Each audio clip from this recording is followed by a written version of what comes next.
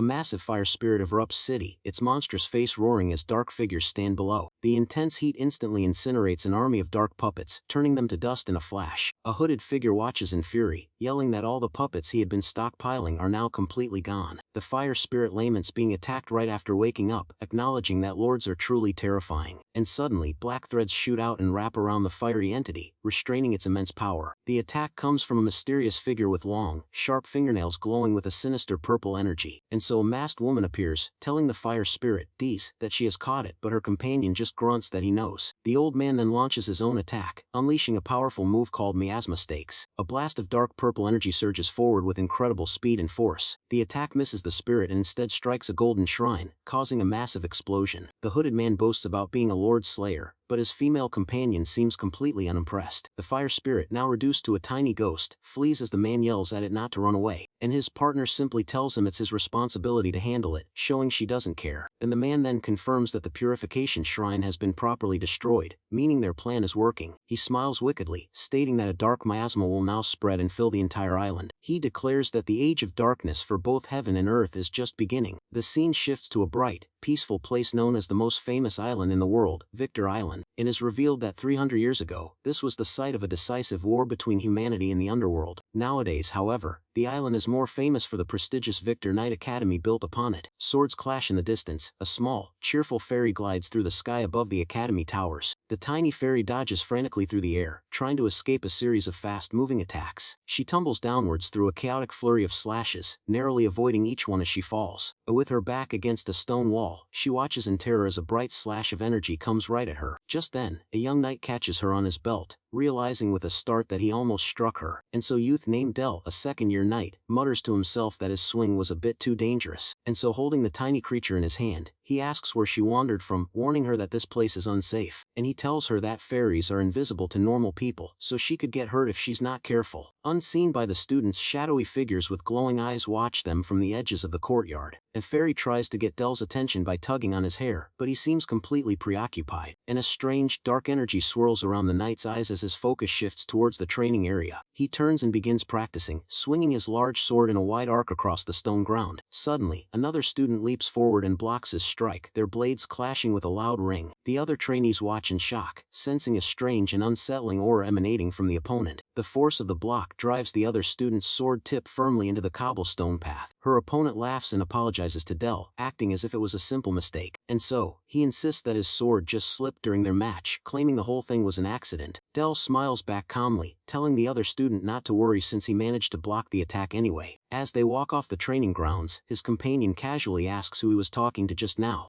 The young knight simply replies that he was just talking to himself, hiding the fairy from view. His peer warns him that talking to monsters makes someone a heretic who must be reported to the church. And Del listens silently as the other student continues his thinly veiled threat about the church, and he stands his ground, observing the strange, dark aura emanating from the student in front of him. The young knight notes the sinister energy appearing on his peer's back again, confirming his suspicion.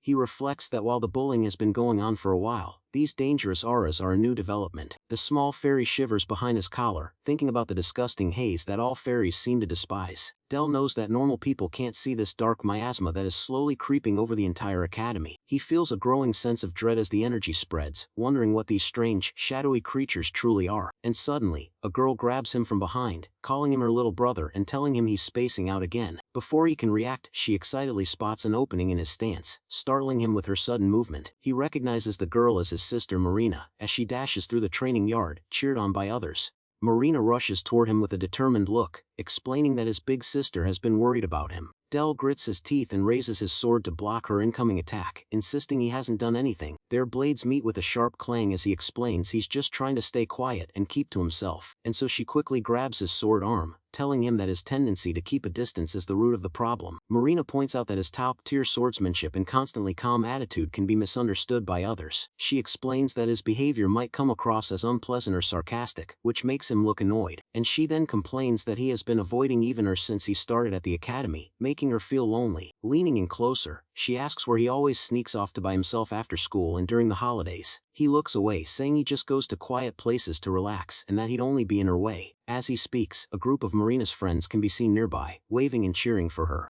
Marina pauses for a moment, thoughtfully considering her brother's recent distant behavior. Then, she suddenly gets in his face, accusing him of hiding a secret girlfriend from her. She playfully attacks him while he falls back, exclaiming that there's no way that's true. Their siblings' squabble echoes through the otherwise quiet stone corridors of the academy. After a moment, she pulls him into a headlock, saying she'll let him off the hook for today. Her playful demeanor fades, and she asks him seriously if anything has been making him anxious lately. He looks away, a faint wisp of dark energy lingering near him, completely unnoticed by his sister. The young knight insists that nothing is wrong, trying to brush off her genuine concern. She holds his hand, not entirely convinced by his answer, and looks at him intently, and she then tells him that if he opened his heart more, people would see all his good points. He seems genuinely touched by her words, his blue eyes widening slightly in surprise. She waves goodbye, dismissing her concern as just being a busybody, and turns to leave. A small smile appears on his face as he watches her go, admitting to himself that she got him, and he thinks that his older sister, Marina, seems to be able to see through everything he tries to hide, so his expression turns somber as he wonders if he'll ever be able to tell her he's a heretic. He turns to the small fairy still with him, suggesting that she should also return to her home. The creature points at the dark energy, and he asks if that miasma is what destroyed her home. In response, the tiny fairy lands on his head and begins throwing a frustrated, silent tantrum. He sighs, realizing she has nowhere to go, and tells her to follow him instead. Del leads her away, promising to take her to a secret place that not even his family knows about. He leads the small creature down hidden paths, passing a waterfall before arriving at a secret stone archway. The little fairy seems exhausted from the journey, barely hanging on as she rests atop his head. And so the young knight smiles as they finally reach their destination, a place of peace hidden from the world. As they enter, the fairy's eyes go wide with wonder, amazed by the beautiful sight before her. She flies through a vibrant garden, filled with colorful flowers and a clear, gentle stream. He explains that this is his secret back garden, a safe place filled with many of his friends. The youth adds that the miasma hasn't reached this place yet, but his new companion is already playing with other fairies. And so, rolling up his sleeves, he calls for their help, announcing that it's time to build more homes for them. The garden is a small, walled sanctuary with a cozy cabin and a large tree creating a peaceful haven. Just outside the entrance, however, the dark web, like miasma, constantly tries to seep through the cracks. The sinister purple energy pulses and spreads, like a living disease trying to infect the pure ground. A shadowy, clawed hand forms within the darkness, slowly reaching towards the light of the hidden sanctuary. The young man grabs a sack and a trowel, ready to begin his work of maintaining the garden's purity. He tells the fairies they are in charge of watering as he begins to replant some of the flowers. Two small fairies carefully use leaves to pour water droplets onto a new bloom, just as he instructed. As they work, the positive energy of the garden seems to push back against the encroaching darkness. But the miasma fights back, its shadowy tendrils pressing against the invisible barrier with more force. After some time, the youth wipes sweat from his brow, feeling a sense of accomplishment from his work. He stretches his arms, deciding that what he's done today should be good enough to hold the darkness at bay. However, he notes with concern that the miasma seemed to have increased on his way to the garden. He watches the encroaching darkness, his gaze filled with a deep, unspoken worry for his hidden sanctuary. Suddenly he shouts for a fairy named Wren, telling her not to be so rough with the newly planted flowers. And so the youth explains that these normal flowers are incredibly delicate and need gentle care to grow properly. Meanwhile, another fairy relaxes peacefully in a small hammock, unaware of the miasma creeping up behind her. And the young knight turns his head, sensing a new presence has entered his secret garden. Shadowy tendrils of the dark energy reach out, getting dangerously close to the sleeping fairy. A large beast-like creature steps in the clearing, noting how the garden is filled with pure mana. Its arrival is marked by a sudden intense burst of fire that scorches the air, and sleeping fairy is thrown from her hammock by the force of the explosion, startling everyone. Del rushes over to the newcomer, asking if it's alright after sensing the sudden flare of flames. His face is filled with concern as he runs towards the spot where the creature landed. He finds a large cat-like beast covered in wounds, lying exhausted in a patch of clovers. The knight and the small fairies gather around, their eyes wide with shock and worry for the injured animal. He sighs, thinking that first a stray fairy appeared, and now a stray cat has found its way here. Far away from the garden, a bell tolls from the highest tower of the Victor Knight Academy. The hooded man sits there, commenting that his prey has run around quite a bit today. With a sinister grin, he states that he has finally cornered the small creature of flame, and he vows to blow away the piece of burnt ash with a single breath, finishing the job he started. And the world he seeks to corrupt is a bright and lively place, full of youthful energy and hope. But beneath its noisy and beautiful surface, a monstrous darkness waits to consume everything. The beast recalls its intense desire to enter that beautiful world, a stark contrast to its monstrous true form. The next morning, the small creature wakes up inside the cabin, resting in a wooden box.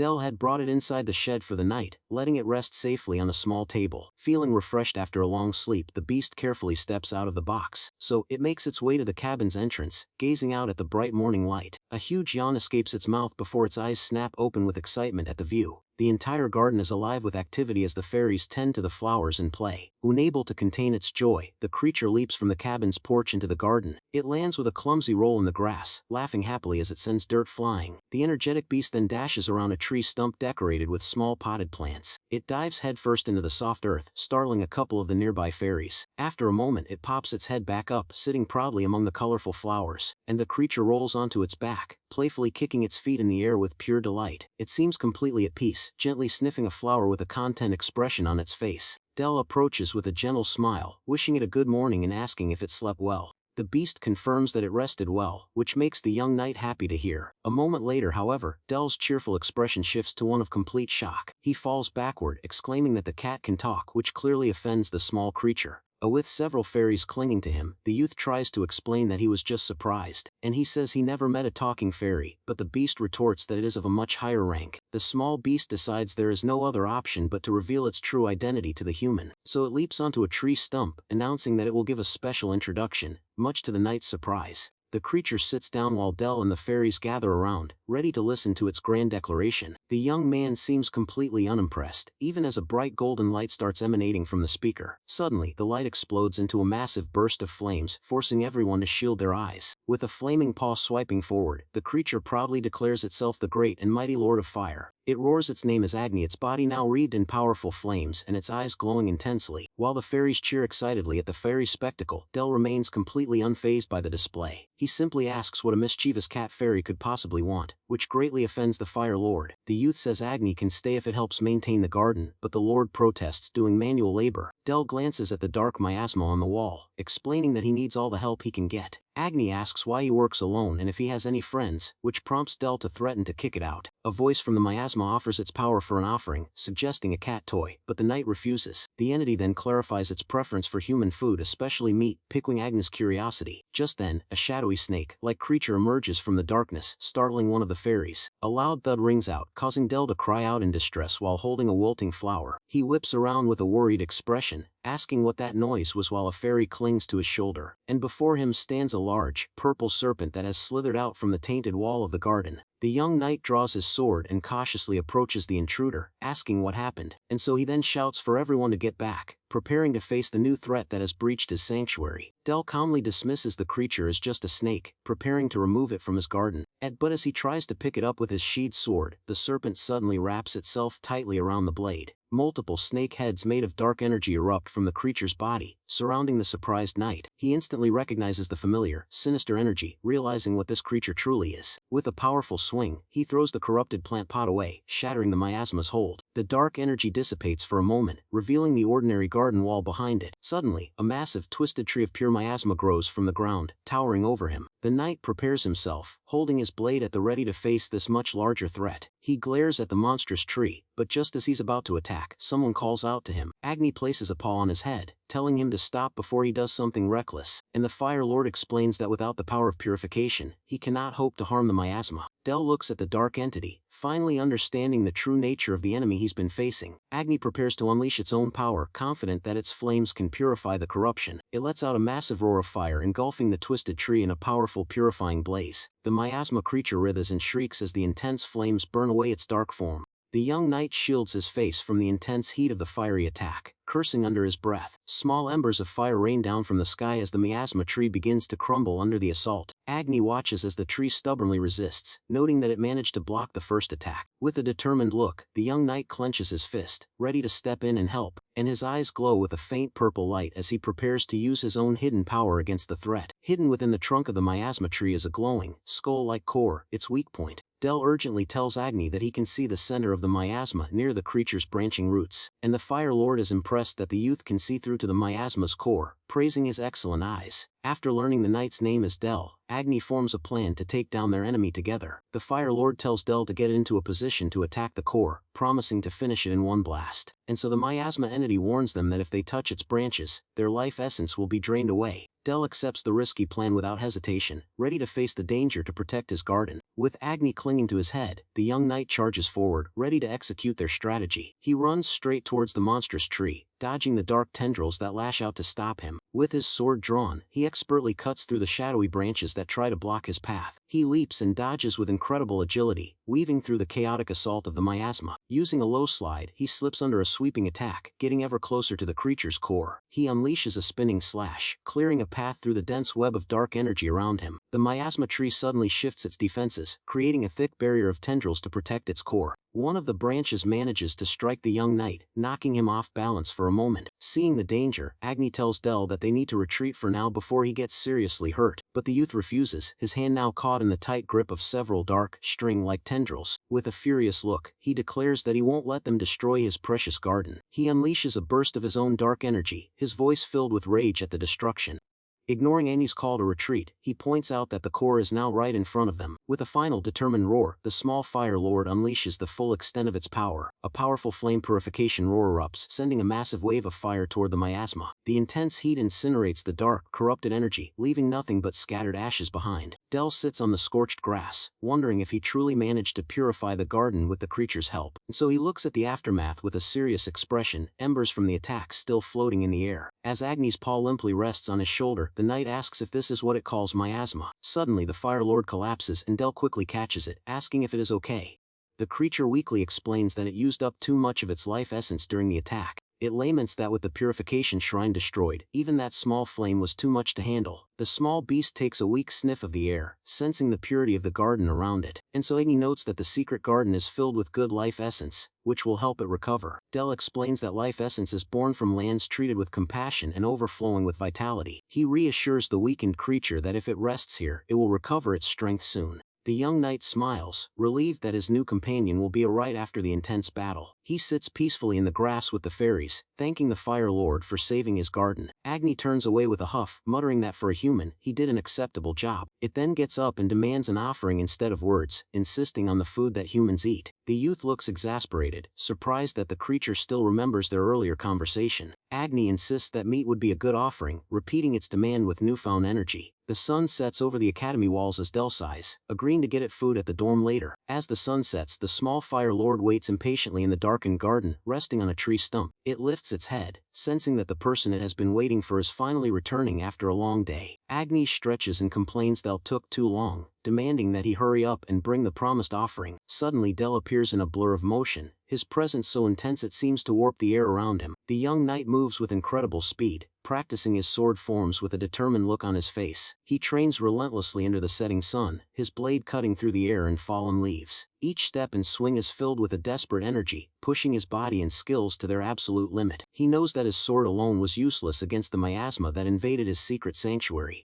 The youth questions if he truly has the power to protect the place and the fairies that are so precious to him. He wonders if he will have to stand by and watch as everything he cares about is taken away from him. Meanwhile, the Holy Light Lorate Church despises heretics for their ability to connect with non-human beings. Their greatest fear is a heretic's potential connection to their sworn enemy, the long-defeated Underworld King. But over time, these reasons have been forgotten, and heretics are now simply branded as bringers of misfortune. Back at the academy dorms, smoke rises from a chimney, signaling that dinner is being prepared for the students. The dining hall is bustling with activity as the young knights gather to eat after a hard day of training. Del sits down with his meal, looking slightly surprised by the variety of food on the trays. Two students quickly get up from a nearby table, apologizing for sitting at a senior student's spot. The young knight continues eating, but his meal is suddenly interrupted by a familiar presence. So his sister Marina appears behind him with a mouthful of food, admitting that she's been caught. She happily waves off her friends, telling them that tonight is reserved for family time with her brother. Del sits with his sister, a dark aura of gloom hanging over him as he eats his meal in silence, and so he realizes with a sigh that he never thought he was this disliked by the other students at the academy. Marina chuckles, reassuring him that it's not that he's hated by everyone around him. She then brings up the rumor that he is known as the Solitary Knight, which leaves him confused. His sister explains the persona others have created for him, a flawless swordsman with an enigmatic smile. The young knight is completely bewildered by this description,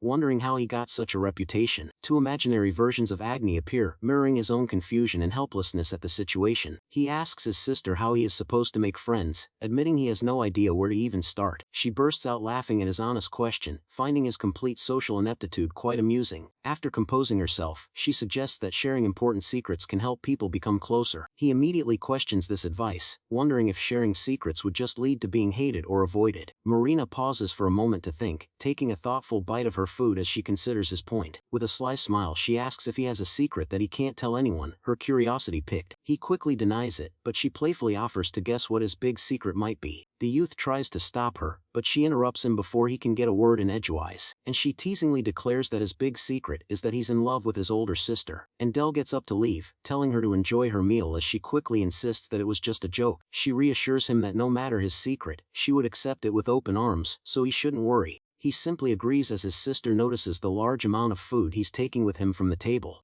The knight stammers that the food is just provisions before quickly running off, leaving his sister suspicious. She recalls a time when her brother was hiding 16 hungry cats and gave them all his food, nearly collapsing from hunger himself. The memory of his past kindness makes her doubt that he is truly taking all that food just for himself. With renewed determination, she decides to find out what her brother is truly hiding from everyone. He knows that his sister has always reached out to him, offering a light in his darkest moments, and she has been by his side ever since he arrived as a new member of the family at just 6 years old. He carries the heavy burden of being a heretic, wanting to prove himself worthy of his family's trust, but he's afraid that revealing his secret will cause him to lose that trust and his family for a second time. With his lantern in hand, the young knight makes his way back to the hidden entrance of his secret garden. He considers asking the cat fairy for advice, hoping she might have some answers for his dilemma. He calls out to Agni, but his cheerful greeting is cut short by a look of pure horror on his face. The secret garden has been utterly destroyed, its vibrant life now replaced with decay and destruction. He stares in shock at the devastation, a silent scream caught in his throat at the sight of his ruined sanctuary. A sinister, hooded figure appears at the entrance, a dark miasma swirling around him in the dim light, and so the stranger greets the young knight, commenting that it's not good for a kid to be wandering around at night. The dark figure raises a hand, his red eyes glowing menacingly from beneath the shadow of his hood. The intruder then claims he is not a suspicious character but is simply disciplining a pet that ran away, and the young knight's eyes fall upon the bruised and beaten body of Agni, lying motionless in the grass. The hooded man then asks if he can see anything suspicious, his voice dripping with sinister amusement. With his face hidden in shadow, the youth quietly asks the stranger if he is responsible for this. The man simply replies that he can't have the boy seeing him before launching a surprise attack. The hooded figure confirms he destroyed the garden, adding that Agni had previously burned all his puppets. He decides to stock up on new puppets here and unleashes his miasma stakes attack once again.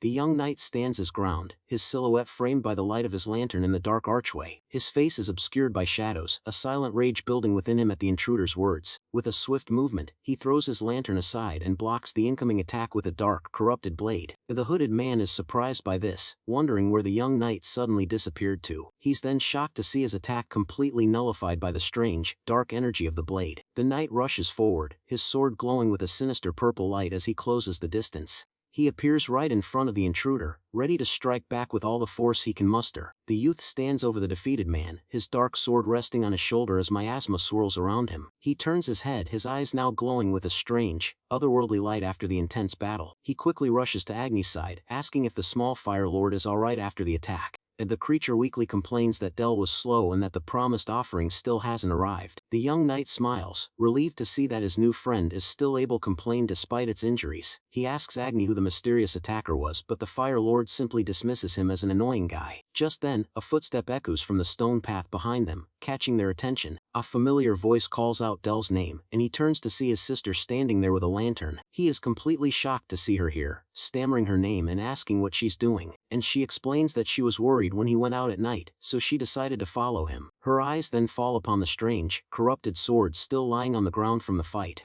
Dell panics and tries to send his sister away, but the hooded figure is still lurking in the shadows. Agni warns him that their enemy is not yet defeated, his voice filled with urgency and concern. The intruder rises from the ground, boasting that his body is covered in miasma, making him immune to attacks. With a sinister grin, he unleashes his miasma stakes again, this time aiming directly at Marina. The young knight screams for his sister to get back as the dark energy surges towards her. He watches in horror as the miasma strikes his sister, a look of pure terror on his face. She drops the lantern and the fish she was carrying, her body now shrouded in the sinister purple energy. He calls out her name, but a dark, hooded figure appears behind him, ready to strike. And before he can react, the intruder orders him to kill the girl, his voice cold and commanding.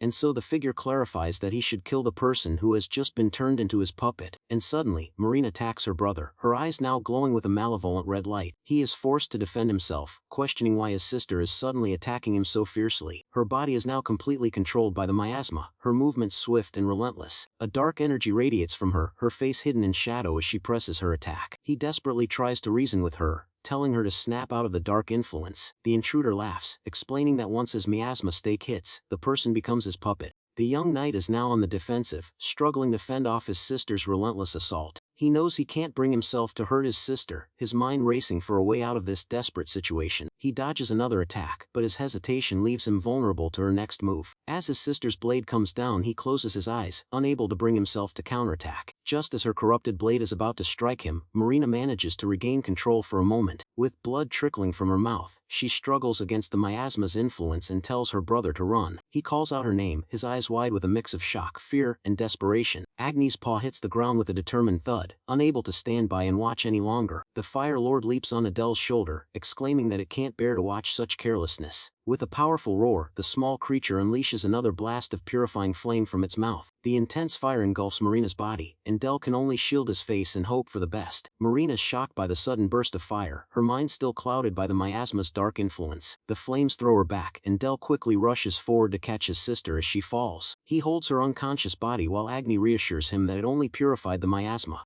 The young knight looks down at his sister, then back at the Fire Lord, demanding to know what just happened. He stares at the small creature, his eyes filled with a mix of confusion, gratitude, and awe. He calls out Agni's name, still processing the incredible power the small Fire Lord possesses. The intruder reappears from the shadows, surprised that the young knight had a hidden card left to play. Del holds his unconscious sister, while Agni sits before them, its body still glowing with residual flames. The small creature's energy is clearly depleted, its fiery mane flickering weakly after the powerful attack. And so the young knight calls out to Agni, his voice filled with concern for his new and powerful ally. He kneels on the ground, holding his sister tightly as the Fire Lord stands guard before them. A massive, corrupted blade materializes in front of them, wielded by a shadowy new figure. Agni glares at the new threat, its body still glowing with a faint, protective flame. He looks down, a scratch on his cheek, feeling the weight of the impossible situation he's in. The small Fire Lord speaks, its voice weak but filled with a newfound determination to fight back. The young knight looks up, a fire in his eyes as he listens to his new ally's desperate plan. Agni declares that it will lend him its power, a risky move that will require a deep connection between them. He smiles, a strange and unsettling look on his face as he accepts the Fire Lord's dangerous offer. The creature's face transforms into a being of pure flame, telling Del to see its true form with his special eyes. And so with his unique vision, the youth should be able to see into the depths of the Fire Lord's soul. A blinding light erupts as Agni calls to him, its true monstrous form beckoning him from the darkness. The creature reveals its massive, powerful body, a being of pure energy and untamed flame. So it tells the young knight that it will take him to a place beyond human comprehension. Agni extends a hand, and Del reaches out to accept, forming a pact between human and Lord, and a surge of power flows between them, their essences merging in a blinding flash of colorful light.